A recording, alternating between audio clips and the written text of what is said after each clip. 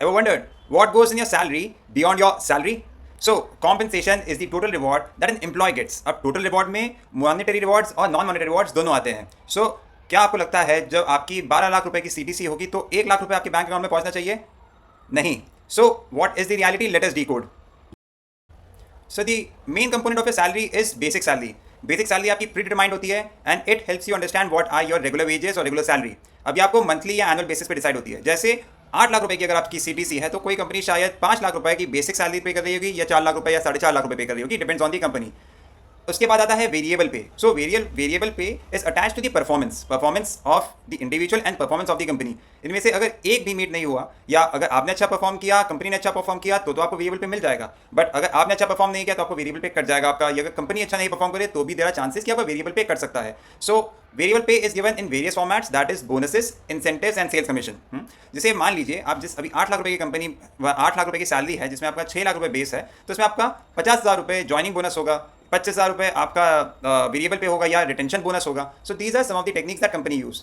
उसके बाद आते हैं benefits that are being provided by the company. So ये होता है कि non cash rewards which is given by the employer to the employees. जैसे कि आपका health group medical health insurance हो गया, रिटायरमेंट बेनिफिट्स हो गया, पेड लीव्स हो गया, या कंपनी कार है, मील कूपन है, जिम मेंबरशिप है, इसकी भी एक कॉस्ट एसोसिएटेड है. तो जब कंपनी आपको कॉम्पनसेशन बताती है तो वो इन सब चीज़ों को भी इंक्लूड करती है. Next is statutory benefits. अब इंडिया में स्टैट्यूटरी बेनिफिट्स आर मैंडेटरी. अब स्टैट्यूटरी बेनिफिट्स जैसे EPF, that is your employee provident fund. Gratuity in case एक एम्प्लॉय 5 साल से ज़्यादा किसी कंपनी में काम कर रहा है, और ESI in case that is applicable जहाँ पे सैलरी 21,000 रुपीज़ से कम होती है.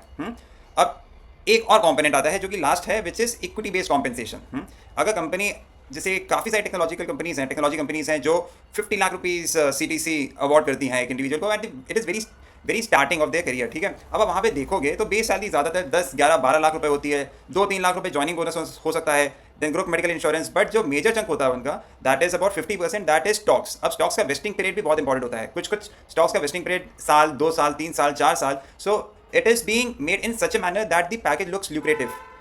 Without doubt it is lucrative, काफ़ी अच्छा अगर आप 5 साल किसी कंपनी में रहते हैं, but it is only applicable when you are spending 5 years in that company. So ये सारी चीज़ें समअप करके आपका टोटल कॉम्पनसेशन बनता है, जहाँ पे आपको समझ में आता है कि यार 12 लाख रुपए जब मेरी सीटीसी है तो 1 लाख रुपए मेरी सैलरी क्यों नहीं है. So that is how companies make the compensation, जहाँ पे कैश रिवॉर्ड्स और नॉन कैश रिवॉर्ड्स दोनों होते हैं. एंड आई होप आपको इस कॉम्पनसेशन की क्लैरिटी अब हो चुकी होगी. यहाँ पे इन केस आपको कुछ डाउट हो तो please do let me know. I be more than happy to address your queries. Till then take care, bye bye.